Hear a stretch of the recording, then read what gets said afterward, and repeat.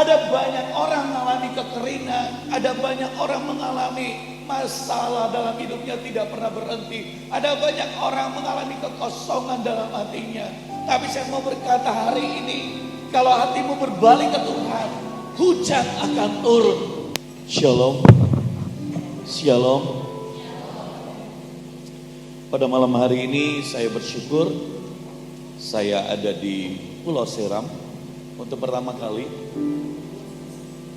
dibawa oleh sahabat saya, itu Bapak Evangelis Pak Ed, ya. Dan kebetulan saya dari Timika, Sorong, dan kemudian ke Tobelo, dan Pak Ed berkata, dia udah bicara dari 10 tahun lalu setiap tahun, tapi tahun ini baru ada waktu. Ya, dan saya percaya tidak secara kebetulan, saya bersyukur kepada Tuhan dan juga buat Ibu Gembala yang sudah memberikan undangan dan membuka pintu gereja. Dan hal yang pertama yang berkesan, saya melihat gereja ini sedikit berbeda. Yaitu apa? Saya melihat para pelayannya sudah standby sebelum ibadah. Datang sebelum waktu. Saya tadi diantar oleh Pak Beni, saya berkata, boleh enggak kita ini tiba tepat waktu, kalau boleh jangan terlambat. Dan saya dengar dari Ibu Mei bilang, hamba Tuhannya suka ibadah itu tepat waktu. Di tempat kami, saya sendiri nyembah Tuhan bersama seluruh tim, seluruh penari, 100-an orang, tim worship, itu 1 jam sebelum ibadah. Karena buat kami, jangan sampai Tuhan yang tunggu kita. Buat kami, ibadah tanpa Tuhan gak ada artinya. Dan itu ibadah sudah dimulai 1 jam sebelumnya. Anda bisa bayangkan kalau setiap orang datang dengan haus dan lapar, dengan kerinduan akan Tuhan, dari rumah mereka. Semua para pelayan datang dengan penuh kerinduan, bukan hanya ke Ibu Gembala, saudara. Api itu sudah nyambar, saudara. Dan Anda bisa bayangkan kalau jemaat semua juga terimpartasi hal yang sama, maka hadirat Tuhan setiap kali ibadah itu akan luar biasa. Dan saya mau berkata, Anda sudah memulai hal yang luar biasa. Dan oleh sebab itu hari ini Tuhan beri saya firman, hujan akan datang. Wah, saya kekurangan satu hal. Saya biasanya turun di bawah jalan-jalan, saudara. Ya, itu saya nggak bisa terpatok di mimbar. Saya lebih ngeflow, bisa jalan sampai ke belakang, bisa kemana. Tapi saya lihat LCD tidak ada. Bolehkah ada satu orang yang bantu saya baca Alkitab? Dan mari kita buka 1 Raja-Raja 18 ayat 41. Ibu Mei boleh suaranya besar ya? Boleh kasih mic? Di sana saja ya. 1 Raja-Raja pasal 18 ayat yang pertama. 1 Raja-Raja pasal 18 ayat 41, bukan pertama. Ayat 41. Gak apa-apa pakai suara biasa aja. Sambil mereka mempersiapkan karena kita waktu. Tes. Karena ini ayatnya cukup banyak, saudara.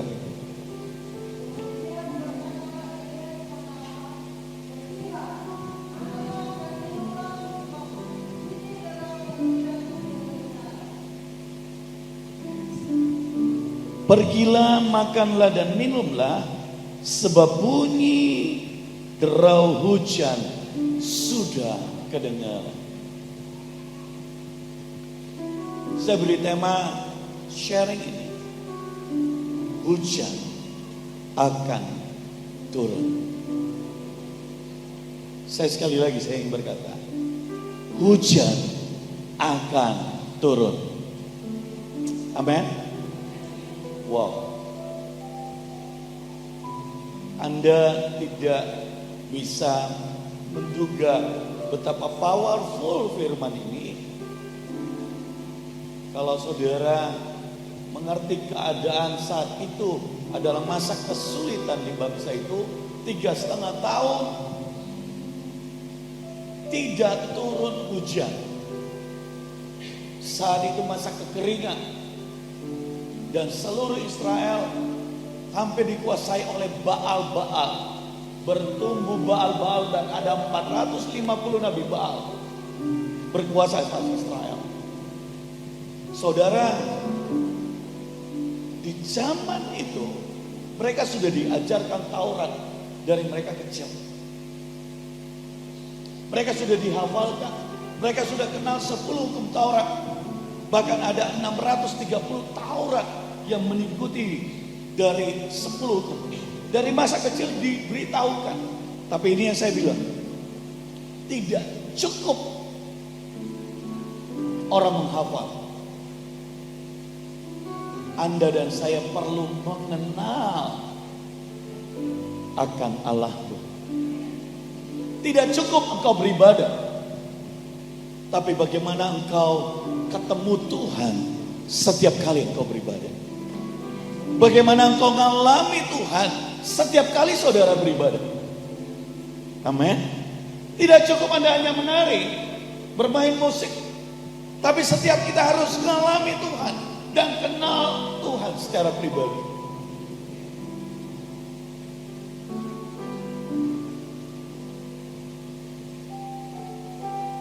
Hari itu Baal-Baal lebih berkuasa daripada rumah-rumah Tuhan.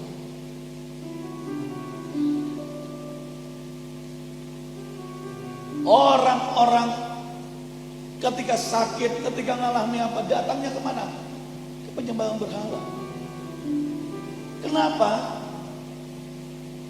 Karena mereka kehilangan pengenalan akan Tuhan. Di tengah-tengah krisis seperti itu, ada satu orang nabi namanya Elia yang berdiri dan dia menantang Nabi Baal 450. Dan yang pertama dia lakukan adalah membangun mezbah. Itu di ayat 30, 1 Raja 18 ayat 30. Kita tidak usah baca. Saudara baca dari depan sampai ke bawah. Setelah mezbah dibangun, saya tidak akan membahas tentang mezbah. Kemarin di sebuah tempat saya bahas tentang itu, saudara. Tapi saya menyadari satu hal. Gereja tanpa mezbah, gereja kehilangan kuasa. Karena di mezbah tempat engkau berjumpa dengan Tuhan, tempat saudara mengalami Tuhan, tempat engkau mendengar Tuhan bicara, berjumpa dengan Tuhan. Tapi hari ini saya, setelah api turun, semua Nabi Baal dibunuh oleh Elia 450. Dan kemudian orang-orang Israel mengenal bahwa Allah mereka adalah Allah yang hidup. Saya mau berkata seperti ini. Hari-hari ini orang kebanyakan mengikut orang banyak. Cara orang banyak bagaimana dia ikut. Tapi saya mau bilang, di masa-masa yang jahat, engkau harus berbeda seperti Elia. Caramu beribadah, caramu kenal Tuhan, mesti setiap waktu di-upgrade.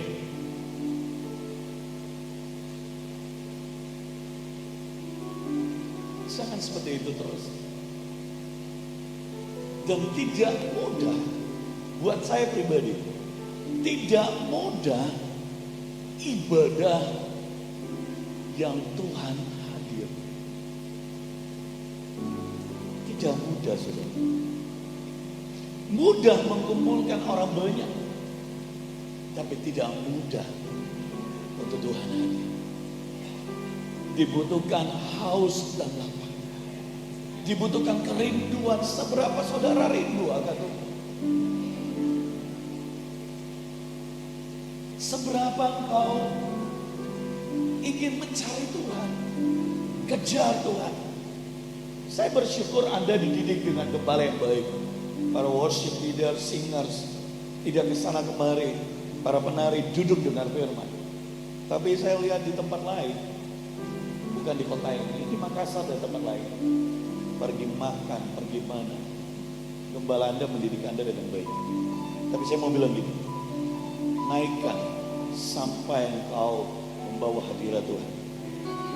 Lihat, Anda pengkhotbah atau WL, waktu dia berdiri atau dia bicara, Anda bisa tahu orang ini diurapi Tuhan atau tidak. Orang ini membawa hadirat Tuhan atau tidak. Orang ini ada Tuhan di hidupnya. Bahkan firman Tuhan berkata, Yusuf, Potifar berkata, Tuhan menyertai Yusuf. Firaun berkata, Tuhan menyertai Yusuf. Dari mana? Dia bukan orang roh, orang Pantekosta, saudara. Yang ngerti pekerjaan roh dan berbahasa roh mungkin tidak. Dari mana mereka tahu bahwa Tuhan? Dari hikmat dan kuasa Tuhan dalam pekerjaan. Dan inilah waktunya kuasa itu dinyatakan. Oleh sebab itu hari ini kita akan bicara tentang bagaimana supaya hujan itu turun. Dan apa yang terjadi setelah hujan turun. Ada banyak orang mengalami kekeringan, ada banyak orang mengalami masalah dalam hidupnya tidak pernah berhenti. Ada banyak orang mengalami kekosongan dalam hatinya. Tapi saya mau berkata hari ini, kalau hatimu berbalik ke Tuhan, hujan akan turun. Kok masih 1-2 orang? Kalau saudara sungguh-sungguh cari Tuhan, kejar Tuhan, hujan akan turun dalam hidupmu.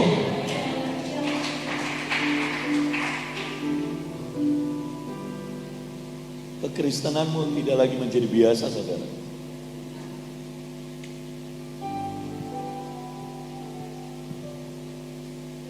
Elia berkata, saya mendengar hujan turun. Dia bicara kepada Ahab, itu raja Israel.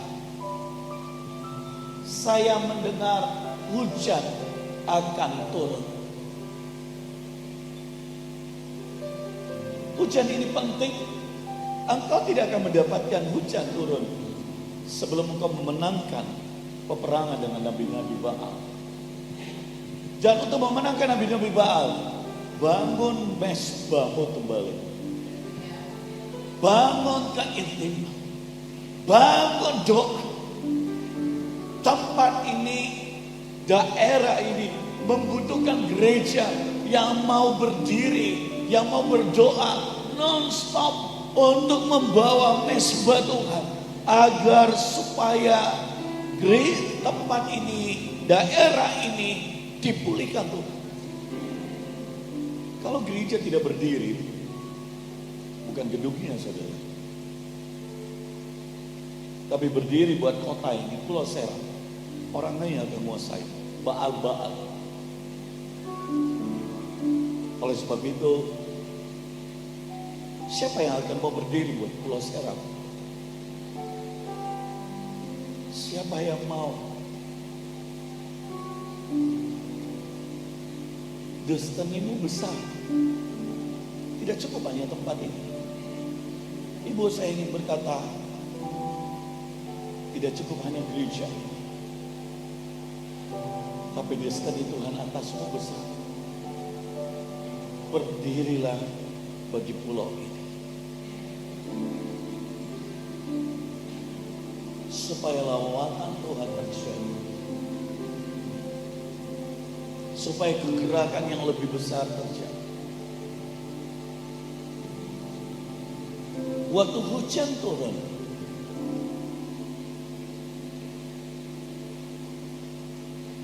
apa yang akan terjadi, saudara? Bahkan hujan turun, setiap kita rindukan hal itu. Tapi bagaimana saudara mempersiapkan mulai sekarang? Preparing itu penting, saudara. Mempersiapkan. Kenapa sebuah pernikahan itu begitu sampai dikatakan sempurna? Karena menikahnya 2 jam, pestanya 2 jam, tapi dipersiapkan 1-2 tahun sebelumnya.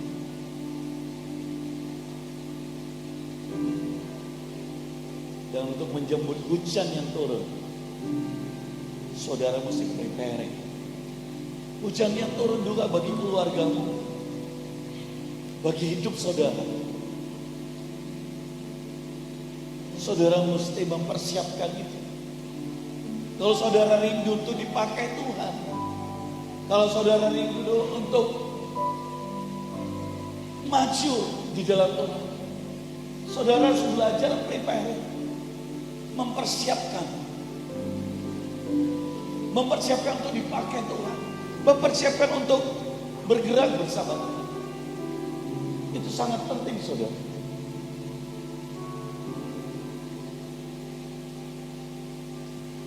Ketika hujan turun, apa artinya, saudara? Kesulitan tidak harus bertahan selamanya. Ketika Tuhan berkata hujan akan turun, itu berarti kesulitan tidak akan bertahan selamanya. Di Markus pasal yang kelima, saudara, ayat 25 sampai 34. Tidak usah dibaca, supaya saudara bisa catat saja. Ada wanita sakit pendarahan 12 tahun. Semua dokter angkat tangan. Semua orang, semua uangnya sudah habis. Penyakitnya bertambah lama, bertambah berat. Tapi kabarnya yang luar biasa, bahwa kesulitan tidak akan bertahan untuk selamanya ketika orang berjumpa dengan Yesus. Jadi temukan Yesus dalam setiap ibadahmu. Temukan Yesus ketika engkau membaca firman. Dan itu tanda bahwa kesulitan tidak akan bertahan selamanya. Di Lukas pasal yang ke-13 ayat 11 sampai 17, seorang wanita yang sakit 18 tahun sampai dia membungkuk karena dikuasai oleh roh jahat. Ketika dia berjumpa dengan Yesus, orang yang bungkuk itu kemudian bisa tegak kembali. 18 tahun, saudara. Kesulitan tidak akan bertahan selamanya. Ketika hujan akan datang, itu artinya yang kedua, bahwa Tuhan menciptakan jalan keluar bagi setiap masalah yang saudara hadapi. 1 Korintus 10 ayat 13. Boleh saya dibantu bacakan?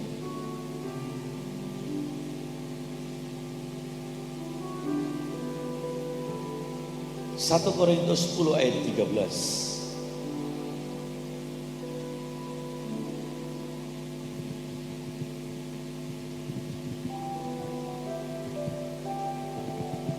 Satu Korintus 10 ayat 13. Pencobaan-pencobaan yang kamu alami ialah pencobaan-pencobaan biasa, yang tidak melebihi kekuatan manusia. Sebab Allah setia, dan karena itu Ia tidak akan membiarkan kamu dicobai melampaui kekuatanmu. Saudara, pada waktu kamu dicobai, Ia akan memberikan kepadamu jalan keluar, sehingga kamu dapat menanggungnya. terima kasih. Jadi ketika ada pencobaan yang sedang saudara hadapi, Tuhan menyiapkan jalan keluar. Amin. Di mana? Tuhan. Orang tidak akan bisa menemukan jalan keluar dengan pikirannya, dengan kekuatannya, dengan kepandaiannya saja. Tapi sumber jalan keluar saudara adalah ketika saudara duduk di bawah kaki Tuhan. Saudara akan temukan jalan keluar. Tuhan menyediakan jalan keluar. Bukan kepandaianmu, bukan kekuatan saudara, bukan kehebatan saudara, tapi Tuhan yang menyediakan jalan keluar. Amin. Dan Tuhan menyediakan jalan keluar seringkali dengan cara Tuhan yang ajaib. Bisa saja lewat manusia, tetapi yang kau harus dapatkan dari Tuhan yang menyediakan jalan keluar itu. Amin. Bukan cari manusia kiri kanan, hadapi pencobaan cari. Kan lewat manusia, kalau begitu saya cari manusia. Telepon kiri kanan, minta tolong kiri kanan. Saudara, tidak seperti itu. Lutut saudara mesti turun, berdoa sampai Tuhan bicara jalan keluarnya ini, sampai Dia kirimkan orang. Itu cara Tuhan. Bukan makin panik, bukan makin engkau khawatir. Aduh, di tengah COVID ini omset makin menurun. Aduh, di tengah COVID ini uang makin menipis. Saya selain gembala sidang di Makassar, saya juga dari bisnis saudara. Dan hari ini saya lebih banyak melayani 80%, tapi bisnis ditangani oleh istri dan anak saya lebih banyak. Semenjak saya melayani 10 tahun yang lalu sudah seperti itu. 80% waktu saya adalah buat pelayanan. Jadi 20% hanya buat meeting sebentar, ini kasihkan mereka pandangan, karena saya komisaris di beberapa tempat. Nah, di waktu pandemi semua orang panik. Salah satu bisnis kami rumah makan, restoran. Dan anehnya di awal tahun kami baru buka sebuah restoran Korea, anak saya, Ivan. Jadi kita pergi Jakarta bertiga dengan istri saya namanya Weni, saya Joseph Henry Bumulia, dan kami tentukan satu restoran namanya Songguki. Dan di bulan 2 itu dibuka saudara. Bulan 3 COVID. Di Makassar ditutup semua restoran. Saya mau bilang, apakah engkau panik? Ataukah justru engkau datang kepada Tuhan lebih lagi? Kami berlutut, kami datang kepada Tuhan. Saudara tahu apa yang terjadi? Orang datang makan, saya bilang tidak boleh di depan. Dia bilang biar kita di lantai 2 saja. Jadi seakan-akan di bawah tidak ada orang di atas. Belum lagi pesanan Grabnya itu banyak sekali. Kami punya juga ada ayam penyet 4 copot lebih dari 10 outlet. Itu tidak ada orang makan, tetapi Grabnya itu berlipat kali dari yang biasa. Gojeknya itu berlipat kali dari biasa. Nah ini saudara, Jangan engkau khawatir. Tuhan menyediakan jalan keluar. Pak, saya sudah berdoa, jalan keluar belum ada. Soalnya Anda belum ketemu Tuhan dalam doa. Firman Tuhan berkata, waktu kau berdoa, mintalah, maka Tuhan akan berikan. Ada banyak orang berdoa caranya, dia bawa daftar 20 doa saya. Dan dia bilang setiap pagi, Tuhan doa saya ini. Enggak. Jangan minta untuk memuaskan nafsu kita. Kalau begitu Tuhan bilang, mintalah maka aku akan beri. Jadi saudara, kita berdoa karena kita mengasihi Tuhan. Kita berdoa karena kita ingin dekat Tuhan. Sampai di dalam hatimu Tuhan katakan engkau minta. Engkau lahirkan itu di dalam rohmu permintaan itu. Baru engkau berdiri dan minta. Karena Tuhan sudah lahirkan. Bukan lahir dari keinginanmu. Bukan lahir dari khawatirmu. Bukan lahir dari keputusasaan. Bukan lahir dari ambisimu. Bukan lahir dari nafsumu saudara. Bukan lahir dari kekuatanmu. Tapi Tuhan yang menyuruhmu untuk berdoa. Anda bisa mengerti sampai di sini, boleh lambaikan tangannya. Yang mengerti boleh lambaikan tangannya. Jangan sampai saya sendiri berapi-api saudara. Ya. Berdoa harus dengan tepat. Bukan dengan banyaknya engkau meminta. Seorang anak, saya punya satu orang anak namanya Ivan. Ibu Amel, ada Pak Evar, suaminya lagi melayani di tempat lain, saudara, lagi sharing khotbah di Pulau Seram ini juga. Mereka anak-anak Tuhan. Anak saya Ivan, kalau dia minta terus, ini dia tidak pernah lakukan, saudara. Dia minta terus. Apakah saya senang kalau anak saya itu datang saya hanya minta? Enggak, saudara. Sepertinya dia nggak percaya kepada papanya. Dia datang minta, hanya inginkan uluran tangan. Dia cinta papanya atau cinta uangnya? Dia cinta papanya atau cinta pertolongannya? Anak yang seperti itu, ayo jawab jujur. Anak itu cinta papanya atau cinta pertolongannya? Hah? Adik, cinta papanya atau cinta uangnya? Kalau sahabat datang minta, dia cinta papanya, tapi setiap kali datang minta uang. Dia tahu bilang papanya banyak uang ya.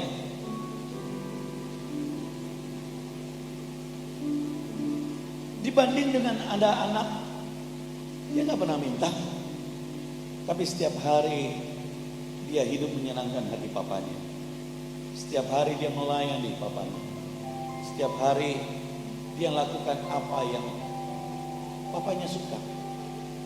Dia mulai kenal apa yang menjadi kesukaan dari papanya. Saya mau tanya, anak yang seperti ini, mana yang lebih suka? Atau anak yang setiap kali datang minta terus? Anak yang mengasihi, melayani papanya. Ditanya, kenapa kau tidak minta? Padahal kau udah punya uang. Dia akan ngomong, saya tidak minta, papaku sudah tahu. Apa yang papaku punya, aku punya. Mungkin kantongku habis, tapi kantong papaku tidak pernah habis. Dan apa yang jadi milik papaku itu milikku. Amin. Amin saudara. Ubah perilaku Anda supaya hujan turun dalam hidup. Supaya engkau melihat perubahan. Saudara melayani bukan dengan motivasi sesuatu. Kenapa aku melayani? Karena Tuhan lebih dulu mengasihi. Kenapa engkau sungguh-sungguh melayani? Kenapa engkau sungguh-sungguh hidup kudus? Anak orang lain hidup cemar, hidup free sex, hidup sembarangan. Karena apa? Karena Tuhan menebus hidupku.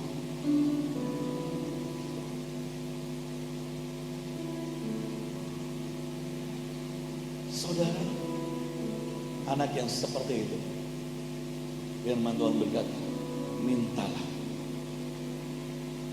maka aku akan berikan. Ada bisa ngerti? Jadi orang yang kenal Tuhannya berbeda. Anak saya baru nelpon waktu tiba di sini. Saya pikir ada apa? Saya tanya di mobil, ya kenapa nak? Saya tanya, papa di mana? Lagi di mobil, mau pelayanan jam 6. Tolong bantu doa. Dia gantikan saya khotbah waktu hari Sabtu dan Minggu di gereja kami. Orang-orang diberkati. Mereka bilang, Pak Gem, sekarang Ivan khotbahnya lebih keren dari Bapak. Saya bilang, puji Tuhan. Saya bersyukur. Saya bangga. Saya berkata seperti itu. Ada yang berkata, Pak Gem, khotbahnya bugam. Mantap. Saya berkata, saya bersyukur untuk itu. Dia telepon saya, Papa lagi di mana? Lagi di mobil. Sekarang lagi di mana? Di Seram bagian barat. Di mana itu? Di Pulau Seram. Dia bilang, berapa jam perjalanan? Saya bilang, dari sana kira-kira 4 jam. Dia bilang, Papa jangan terlalu capek. Kemarin saya doa. Dia bilang, nanti saya bilang, saya mesti doakan Papa supaya jangan terlalu capek.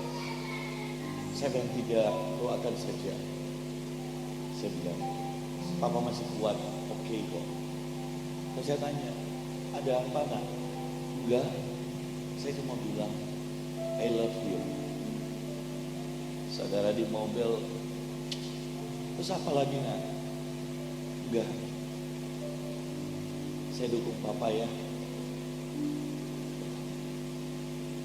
Anakku dari kecil tidak pernah minta. Dari kelas 1 SMP dia sudah mandiri. Bayar uang sekolah sendiri, uang jajan sendiri. Kami mendidiknya seperti itu. Sampai kuliah ke luar negeri dengan biaya sendiri, uang jajan sendiri. Apalagi sekarang saudara, gak pernah minta duit. Baru-baru mau buat KKR, saudara. Saya tanya dia, karena nanti KKR anak muda di Makassar. Saya tanya, kamu butuh berapa? Papa mau nabur. Dia bilang apa? Tidak apa-apa. Semuanya cukup, Tuhan sudah sediakan. Dia bilang seperti itu. Saya tanya lagi, dia mau menikah. Saya bilang, nak, ayo kasih cepat nih nikahnya. Papa udah mau pengen. Dia tahun depan Papa. Saya bilang boleh gak awal-awal pertengahan, agak akhir-akhir. Karena saya mau beli rumah, masih direnovasi, dibangun. Saya bilang sudah Papa bantu. Dia bilang tidak, biarkan saya membeli pakai uang saya sendiri. Biarkan saya belajar dewasa Papa. Terus saya tanya, oh ya sudah, kamu sudah beli? Uang renovasinya sudah Papa bantu ya?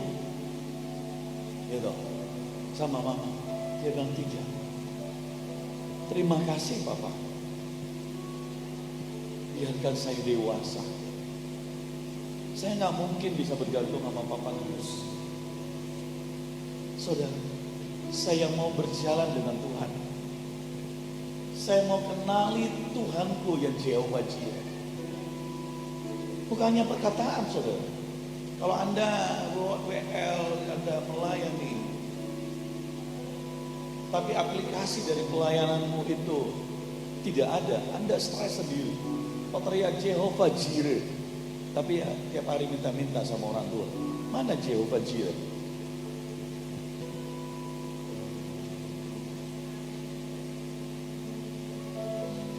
Dia bilang, saya mau belajar Papa. Dan ada banyak orang Dia pikir papanya ada, tinggal minta saja. Bisa saya kasih. Tetapi lebih luar biasa kalau dia belajar bergantung dengan Tuhan. Sebab pemakaian Tuhan yang besar, bisnis yang diberkati, dibutuhkan untuk iman dan kekuatan yang ekstra. Dan hanya engkau mengizinkan dirimu masuk ke dalam proses membuat engkau bisa kuat. Saya tanya lagi sama dia, biaya menikahnya berapa? Saya aneh lagi saudara, dia bilang gini, Papa mau kasih kamu ini, Mama mau kasih. Dia tolak. Dia bilang, Mama, Papa saya tidak butuh itu. Kita ini orang Chinese. Jangan bikin malu, mamanya bilang. Sudah, Mama diam aja. Mama, kau anak satu-satu, Mama, Papa punya uang, nanti kasih kamu. Gitu. Dia bilang apa? Tidak usah. Tuhan sediakan. Saya mau belajar. Jadi nanti bawa-bawanya bagaimana ini dan ini.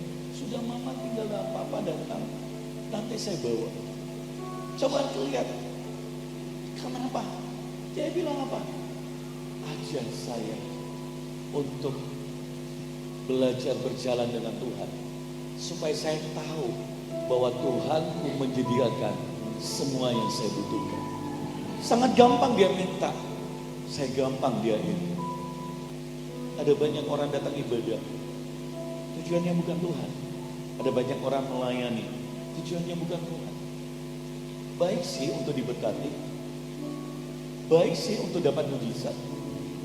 Baik sih untuk dapat pertolongan Tuhan. Tapi itu terlalu kecil. Terlalu kecil saudara.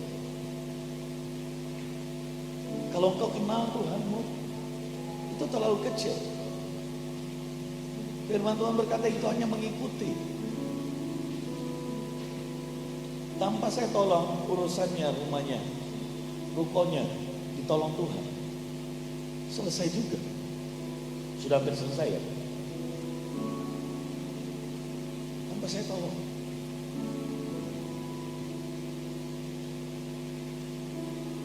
Tapi yang dia dapatkan apa? Iman yang bangkit. Coba kalau saya tolong, imannya bukan ke Tuhan, imannya ke saya. Lain kali kalau saya datang, saya minta ke Bapak deh. Dan ada banyak orang yang begitu. Ada banyak orang yang bukan datang untuk menyembah, yang bukan datang ibadah untuk karena aku ingin mengenal akan Tuhan. Aku ingin menyenangkan hatinya. Aku ingin bersekutu dengan Tuhan. Aku ingin mengalami Tuhan secara pribadi. Tapi tujuannya apa? Pertolongan, berkat, dan yang lain. Itu terlalu mudah. Berkat yang terbesar, kenali Allahmu. Berkat yang terbesar adalah pribadi Tuhan sendiri. Kekayaan yang terbesar adalah pribadi Tuhan. Kekayaan terbesar adalah pengenalan akan Tuhan. Kekayaan yang terbesar adalah berjalan dengan Tuhanmu setiap hari. Berjalan dengan iman. Maka kau bisa berkarya. Kau bisa lihat Tuhan di kantormu, di keluargamu, dimanapun engkau ada. Karena kau berjalan dengan Tuhan. Dan hidupmu jadi berkat bagi banyak orang. Karaktermu jadi berkat bagi banyak orang. Saya bilang sama anak-anak, kalau kamu pergi satu rumah, pel lantai rumahnya, bersihkan WC-nya. Itu pelayan. Lah yang bukannya khotbah, main musik. Buat apa khotbah main musik? Tapi kemudian setelah itu jadi batu sandungan. Sudah makan cuci piring. Walaupun dibilang jangan. Tindakanmu sekecil apapun kau lakukan. Tapi banyak orang mau dilayani. Firman Tuhan berkata apa? Siapa yang terbesar adalah dia yang melayani.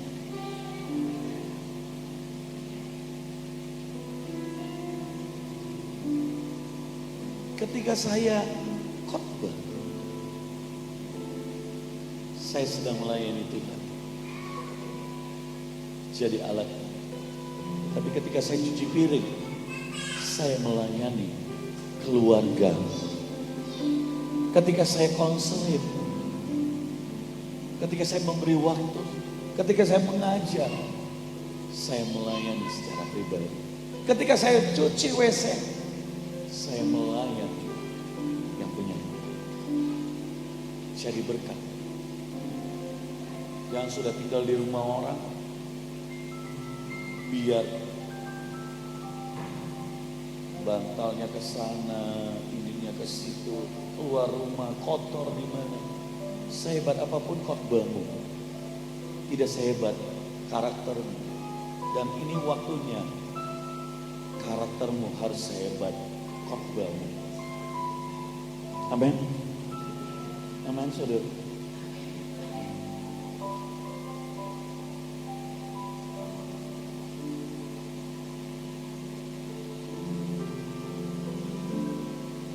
Bagaimana supaya kesulitan tidak bertahan selamanya? Waktu saudara bertemu dengan jalan, yaitu Yesus. Dialah jalan. Yohanes 14 ayat yang ke-6. Akulah jalan, Yohanes 14 ayat yang ke-6. Akulah jalan, kebenaran dan hidup. Tidak ada seorang pun datang kepada Bapa kalau tidak melalui aku. Jadi ini rahasianya. Waktu saudara mengalami kesulitan, saudara harus ketemu dengan Kristus. Bagaimana caranya? Saudara harus mengalami firman itu. Apa yang salah? Satu kali saya bangun hotel, Tuhan suruh 12 lantai. Kami hanya punya uang 235 juta. Dan hari itu istri saya serahkan uang, karena selama ini dia pegang keuangan. Dan dia bilang, imanku gak cukup Pak.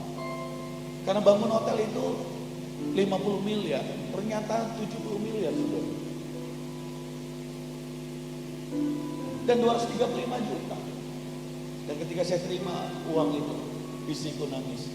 Pak, imanku gak cukup. Dan saya bilang, imanku juga sejujurnya gak cukup. Tapi karena Tuhan bicara, saya mau lakukan. Fondasinya 2 miliar lebih, izinnya 600 juta lebih, saudara. Singkat cerita sampai lantai 4, tapi berhenti di lantai 4. 10 bulan sama sekali tidak ada kegiatan. Ada 2 hal. Pertama, izinnya belum selesai semua. Yang kedua, uang gak ada. Selesailah sudah, kata orang. Tapi kata Tuhan tidak. Yang terjadi, saya sudah doa terus. Tapi saya belum temukan jalan. Firman Tuhan berkata apa? Akulah jalan, kebenaran dan hidup. Kalau begitu, kenapa saya belum ketemu? Saya sudah doa. Ini maksudnya, saudara. Ini maksudnya. Saudara harus temukan kunci firman untuk membuka kesulitanmu. Dan hari itu di sebuah kota di Semarang, di tempat Papa rohani saya, Pak Petrus Agung, kalau sedang ada KKR di hari terakhir mau Rasulullah, dan saya lagi berlutut, saudara, bersama istri. Tiba-tiba Roh Kudus bicara ke saya. Iblis pegang perkataanmu dan istrimu. Jadi waktu kita merancangkan untuk memulai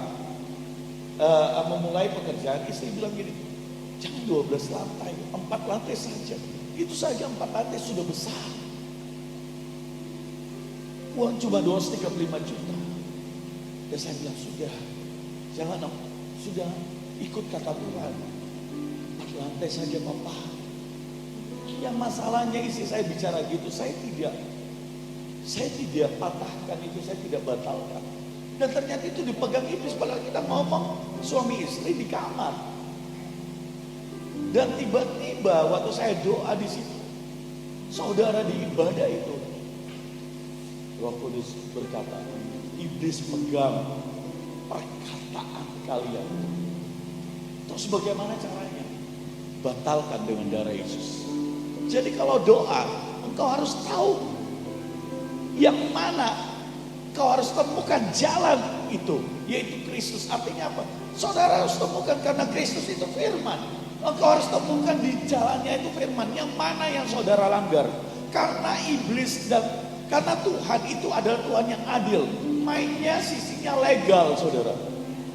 Kalau tiap hari Anda di toko bilang begitu, begini saudara, umpama Anda punya usaha ya. Saya pernah ketemu sama orang jemaat kami, dia bilang gini, karena saya pergi membesuk, dia bilang gini,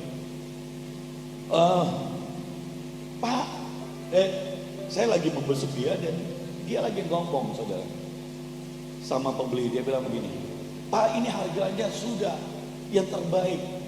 Ini pembeli nawar terus, dia bilang apa?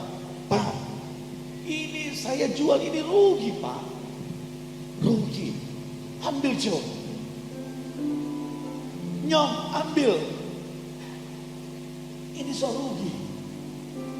Siapa yang dagang seperti itu biasanya?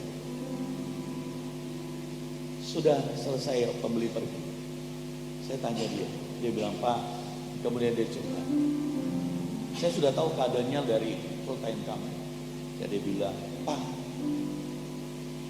ekonomi saya lagi ambruk, utang di bank tidak bisa dibayar, rumah yang satu sudah disita, tinggal toko ini. Dia bilang, kenapa bisa ya Pak seperti ini? Jadi saya bilang ke dia, mau tahu kenapa bisa? Karena setiap kali dia bilang, saya sudah berdoa, saya sudah melayani. Saya bilang, perkataanmu dipegang iblis. Perkataan yang mana Pak? Itu baru tadi kau bilang rugi. Saya mau tanya, kamu jual baru-baru rugi betul atau tidak? Saya bilang tidak. Itu modalnya cuma sekian, untungnya sekian Pak. Saya bilang, terus kenapa bilang rugi? Mereka tidak mau beli. Kalau saya bilang tidak rugi. Jadi dia labelnya Kristen, tapi gaya bisnisnya tidak sesuai firman. Masih hidup yang lama. Kenapa? Dia jemaat baru, saya tidak pernah diajari. Saya bilang, apa yang kau ucapkan itu yang terjadi. Terus bagaimana caranya? Rubah. Ubahnya bagaimana? Ngomong ini harga yang terbaik. Boleh kurang tidak? Sudah jauh untuk terlalu banyak. Pak, ini harga sudah yang terbaik. Saya pokoknya servis Bapak. Itu. Kita akan langganan. Nanti ada kebutuhannya apa? Jangan bilang untungnya cuma sedikit, nanti dapat sedikit terus.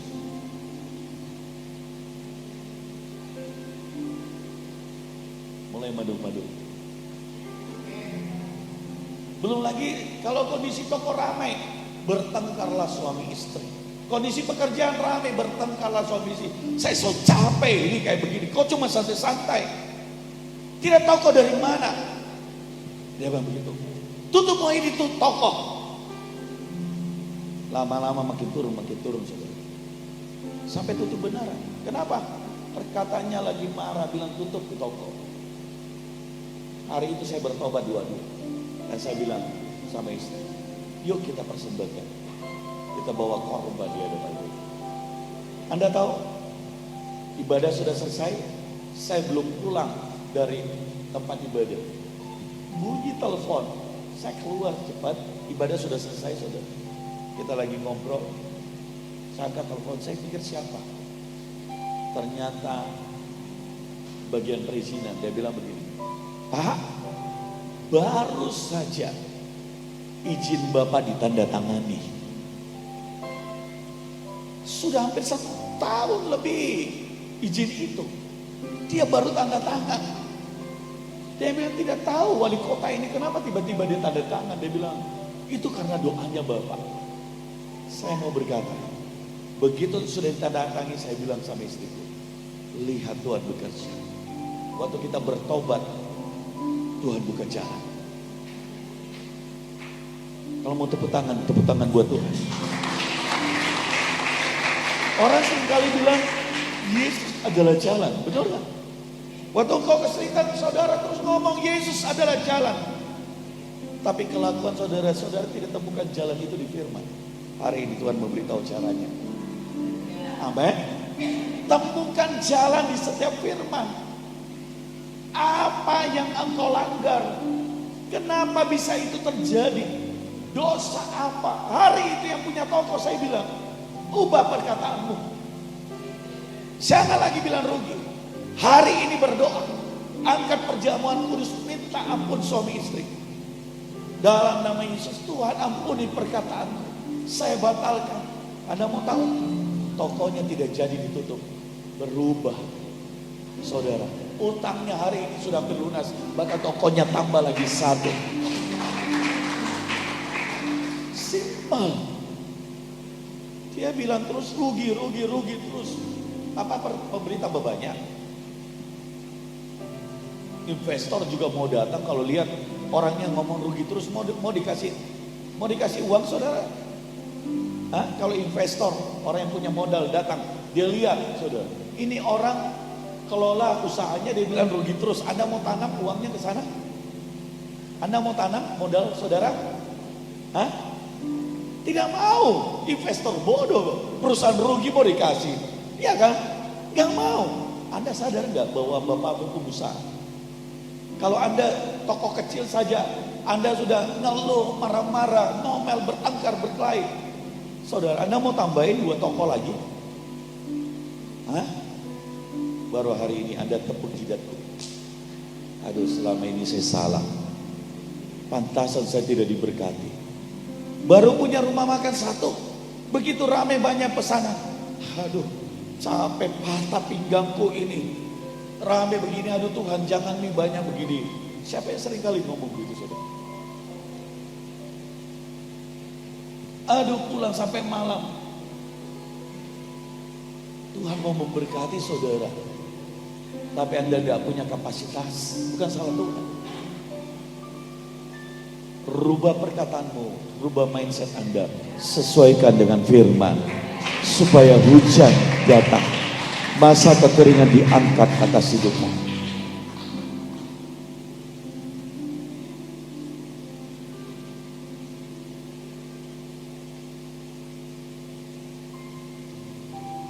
Ada banyak contoh di mana bahwa kesulitan itu tidak bertahan untuk selamanya. Ada pria di kolam Bethesda lumpuh 38 tahun, dan di kolam Bethesda itu kolam yang ajaib. Setiap tahun airnya bergejolak, malaikat ada di sana, dan setiap kali orang yang pertama kali turun disembuhkan. Dan 38 tahun sampai dengan Yesus menjumpai dia, dan dia berkata, maukah kau sembuh? Mau Tuhan. Tapi setiap kali saya mau pergi ke sana, ada selalu orang lain yang lebih dulu turun. Dia lumpuh saudara, dan Yesus bilang, angkatlah tilammu dan berjalanlah hari ini. Saudara, kesulitan perut tidak bertahan selamanya. Amin. Ada pria yang terlahir lumpuh di Kisah Rasul pasal yang keempat. Petrus melihat dia, dan ketika dia mendengar firman Tuhan, hatinya berkobar-kobar.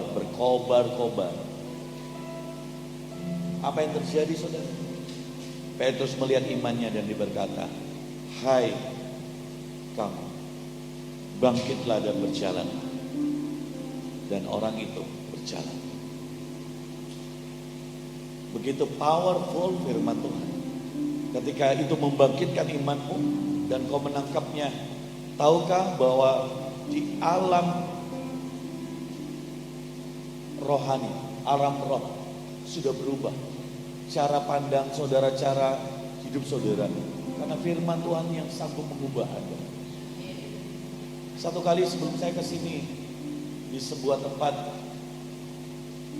di Lubanggai, ada waktu alkohol, ada orang yang lumpuh, stroke. Dia dipapa oleh kedua cucunya, dia pakai tongkat, dan ketika maju dia dipapa oleh kedua cucu. Saya lihat ini pasti orang yang stroke, kelihatan saudara. Tapi yang buat saya kaget adalah waktu saya dekat dan saya temani dia bicara, dia nggak respon. Dan tiba-tiba cucunya bilang begini, dia bisu sejak lahir. Wow. Apa yang terjadi saudara? Saya bilang, ibu maukah engkau sembuh? Dia nggak bisa bicara.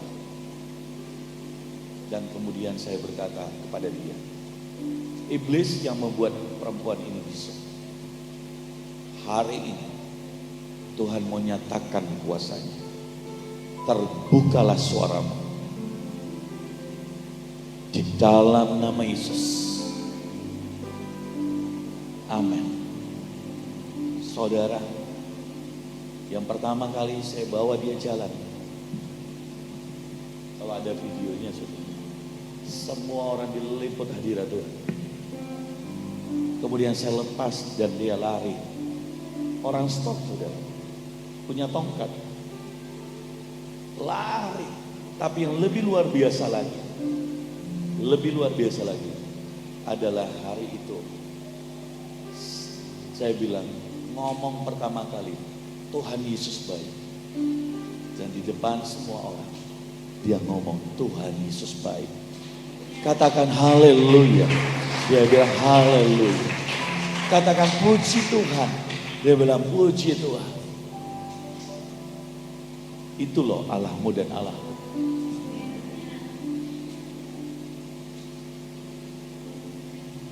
Hujan akan turun. Musim kekeringan segera berakhir.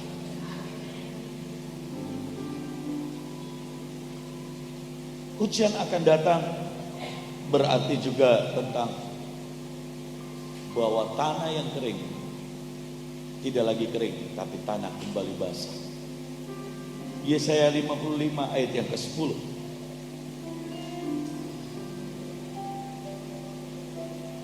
Yesaya 55 ayat yang ke-10.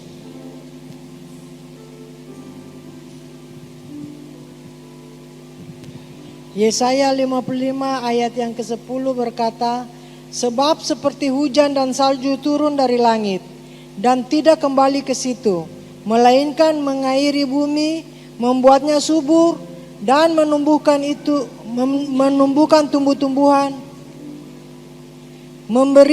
memberikan benih kepada penabur dan roti kepada orang yang mau makan. Amin.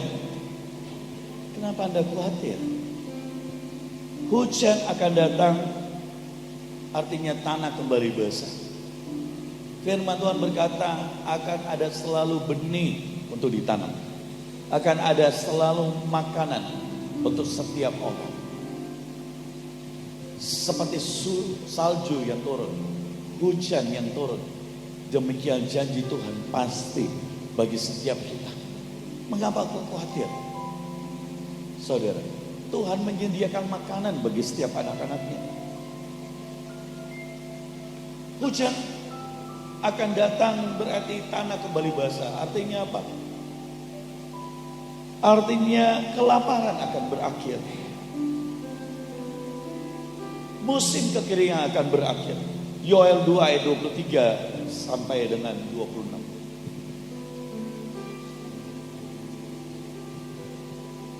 Yoel pasal yang kedua ayat 23 sampai 26. Yoel pasal 2 ayat 23 berkata, "Hai Bani Sion, bersorak-soraklah dan bersukacitalah karena Tuhan Allahmu. Sebab telah diberikannya kepadamu hujan pada awal musim dengan adil. Dan diturunkannya kepadamu hujan pada awal dan hujan pada akhir musim seperti dahulu. Tempat-tempat pengirikan menjadi penuh dengan gandum dan tempat pemerasan kelimpahan anggur dan minyak. Aku akan memulihkan kepadamu tahun-tahun yang hasilnya dimakan habis oleh belalang pindahan." Siapa yang berkata, Tuhan akan pulihkan tahun-tahunku yang kering? Amin. Tanahmu akan basah. Saudara. Terus ayat 26 sudah? Belum. Ya. Belalang pelompat, belalang pelahap dan belalang pengerip, tentaraku yang besar yang kukirim ke antara kamu. Ayat 26, maka kamu akan makan banyak-banyak dan menjadi kenyang. Haleluya. Dan kamu akan memuji-muji nama Tuhan Allahmu, Haleluya. yang telah memperlakukan kamu dengan ajaib. Haleluya. Dan umatku akan menjadi malu, dan umatku tidak akan menjadi malu lagi untuk selama-lamanya. Amin. Amin. Amin. Cepat amin kan saudara. Orang Afrika itu saya paling suka saudara. Kalau dia respon, kalau dia nangkap firman Tuhan, dia langsung bilang, amin. Itu bagianku. Aku terima Tuhan. Jadi dalam hidupku. Yes. Masukkan Tuhan. Saudara praktek. Saudara praktek. Di gereja kami seperti itu. Saya pun juga begitu. Siapa yang khotbah? Saya nggak diam-diam. Saya nggak mau kehilangan benih, biar anakku yang khotbah. Saudara, saya bilang amin Tuhan. Yes. Beri aku Tuhan. Masukkan di hidupku. Aku mau yang ini. Aku percaya Tuhan. Saudara, Anda harus respon. Makanya firman Tuhan bilang, katakan ya dan amin untuk setiap firman. Supaya itu jadi atas hidupmu. Amin. Orang Afrika dulu itu miskin, kekurangan gizi. Indonesia masih jauh lebih baik. Tapi hari ini Anda harus tahu bahwa ada sebuah gereja terbesar di dunia, bukan lagi di Korea. Di mana? Di Nigeria. Berapa besarnya gerejanya? Anda mau tahu? Saya belum pernah ke sana, tapi saya sudah diundang. Lebarnya 3 kilometer. Bukan 3 meter, bukan 30 meter, bukan 300 meter itu. 3 kilometer lebar. Panjangnya 3 kilometer.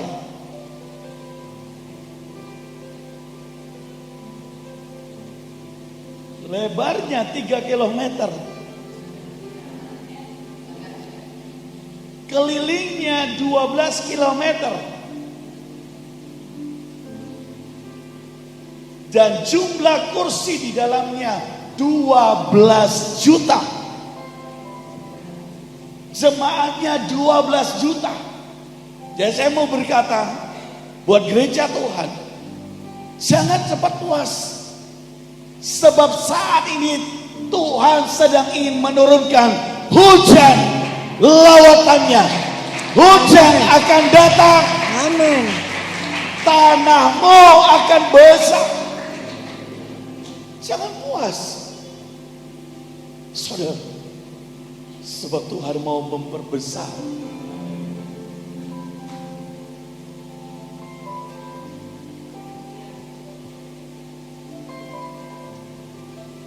Yang berikutnya, tanah kembali basah. Artinya apa? Saudara memiliki benih untuk menabur. Siapa yang petani di sini? Atau yang tahu pertanian atau bapaknya atau siapa petani yang tahu sedikit pertanian, boleh angkat tangan. Waktu saudara musim hujan akan tiba, tanah saudara mulai basah. Saya mau tanya, itu waktunya berarti apa? Musim menanam. Kalau Anda nggak punya benih, bisa tanam? Kalau tanahmu sudah basah, perhatikan baik, saudara, itu waktunya untuk engkau menabur. Kapan tanah itu basah? Waktu hujan sudah datang. Kapan itu? Waktu saudara sedang dilawat Tuhan. Waktu saudara Tuhan sedang bekerja. Hari itu Tuhan sedang bicara ke saya. Bukan berarti sebentar saudara kasih saya uang, saya bukan itu saudara. Tapi saya perhatikan, saya lebih dari cukup saudara. Anda tabur buat gereja ini saja. Kalau saudara digerakkan. Jangan sampai Anda bilang, wah ini pendeta. Karena sekarang banyak jemaat apatis saudara. Wah ini pendeta bicara uang lagi. Anda salah saudara. Ya ada banyak orang yang salah, tapi tidak semua orang seperti itu. Dan saya ingin beritahu, bukan berarti saudara harus kamu kasih saya uang, saya nggak terima. Anda berikan buat gereja, Anda berikan buat ibu gembala terkasih Anda. Tapi saya mau bilang caranya, waktu hujan turun, waktu kau terima firman pewahyuan, tanahmu sedang basah. Tanah apa? Tanah hatimu sudah. Itu waktunya engkau nabur benih. Itu tumbuh. Jangan nabur benih untuk supaya dia tanya, Ibu Gembala, saya nggak tahu di sini saudara. Kenapa waktu saya beri persembahan Ibu Gembala tidak sebut namaku? Itu bukan benih. Sebab benih itu memberi tangan kanan, tangan kiri tidak tahu. Kanda dengan Tuhan. Upahnya tidak dapat, benihnya juga tidak tumbuh. Anda harus mengerti itu. Jadilah orang Kristen yang cerdas. Amin. Ibu Gembala, kenapa tidak kasih ucapan terima kasih? Anda bersyukur Ibu Gembala mau lupa supaya Anda menerima upah yang di surga. Kalau dia ingat terima kasih terus pada saudara, saudara jadi bangga. Oh, saya diucapkan terima kasih. Anda taburanmu sia-sia.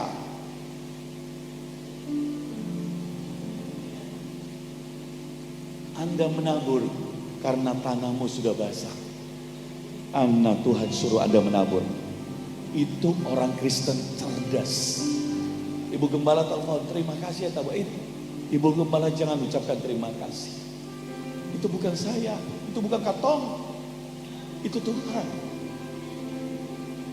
Sudah ucap terima kasih sama Tuhan.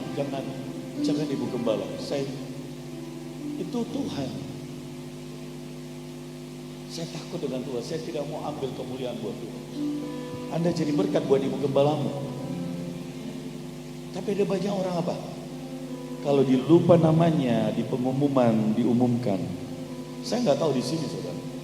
Tapi ada banyak orang di gereja maunya kalau dia sumbang si ini sumbang sekian.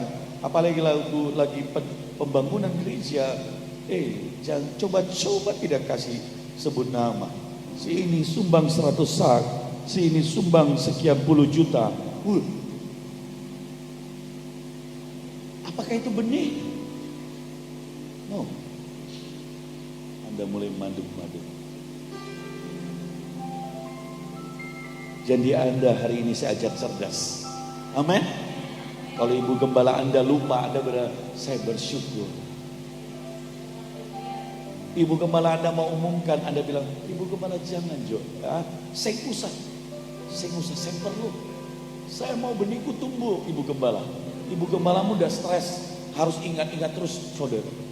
Dia lupa dia saudara kena tegur dari Anda. Tapi jemaat GPDI apa ini Bu? Philadelphia, kota apa namanya? Piro, terima kasih Cime. Kota Piro berbeda. Amin. Berikan kemuliaan buat Tuhan. Saya beri ayat yang terakhir ya. Saudara, saya beri ayat yang terakhir. Kali ini Cukup panjang. Galatia 6 ayat 7 dan 8. Saudara nabur benih berarti apa? Panen akan datang. Amin. Galatia 6 ayat 7. Jangan sesat. Allah tidak membiarkan dirinya dipermainkan. Karena apa yang ditabur orang itu juga yang akan dituainya.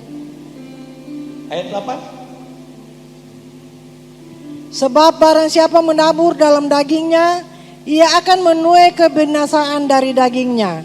Tetapi barang siapa menabur dalam roh, ia akan menuai hidup yang kekal dari roh itu. Saudara, saya sudah ajari bagaimana menabur dengan roh supaya Anda menuai kekal dan di bumi. Amin Bapak. Amin. Amin. Amin saudara. Amin.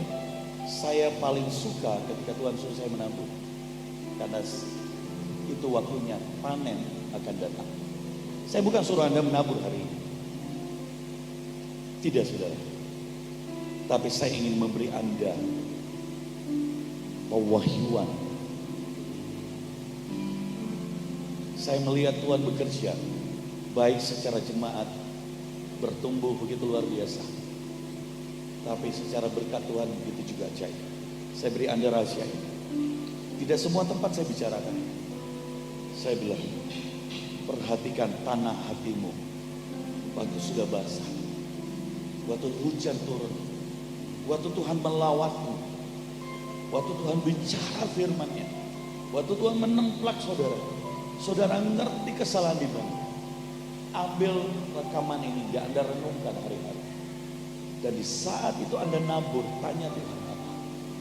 Saudara lihat, panen segera akan datang.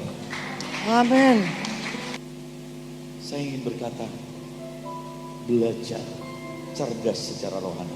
Apa yang ditabur roh akan dituai dengan kekekalan.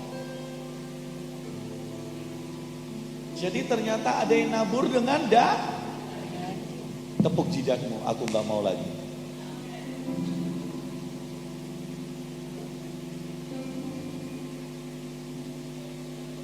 Mulai manduk-manduk, ya.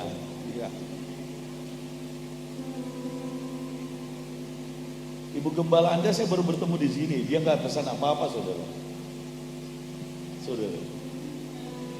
Tapi Tuhan bicara buat saudara supaya gereja ini diberkati dengan luar biasa. Amin. Supaya ada gereja yang berdiri buat Pulau Serau. Supaya engkau menopang gembalamu saudara. Amin. Secepat kita bangkit berdiri.